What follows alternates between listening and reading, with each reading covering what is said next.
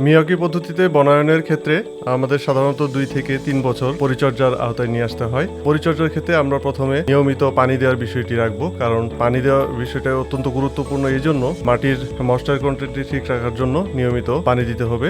দ্বিতীয়ত আমাদেরকে আগাছা নিয়ন্ত্রণ করতে হবে, কারণ যেহেতু মিয়াওয়াকিতে মিটার স্কোয়ারে 4টি গাছ তাদের নিজেদের মধ্যে প্রতিযোগিতা করে বৃদ্ধি পায়, সেক্ষেত্রে যদি আমরা আগাছাটা নিয়ন্ত্রণ না করি, সেক্ষেত্রে আগাছা এবং গাছের মধ্যেও একটা প্রতিযোগিতার সৃষ্টি হয়। সেক্ষেত্রে আগাছা নিয়ন্ত্রণ করতে হবে। যেহেতু মিয়াওয়াকি পদ্ধতিতে গাছগুলো দ্রুত বৃদ্ধি পায়, সেক্ষেত্রে মাটি ঝুরঝুরে থাকার কারণে গাছগুলো পড়ে যাওয়ার একটা প্রবণতা থাকে। এর জন্য আমাদেরকে খেয়াল রাখতে হবে যাতে প্রত্যেকটা গাছের খুঁটি যেন ঠিক থাকে। হেলে পড়লে বা ভেঙে গেলে খুঁটি দিতে হবে এবং ভেঙে যাওয়া গাছগুলোকে রিপ্লেস করার একটি ব্যবস্থা থাকতে হবে।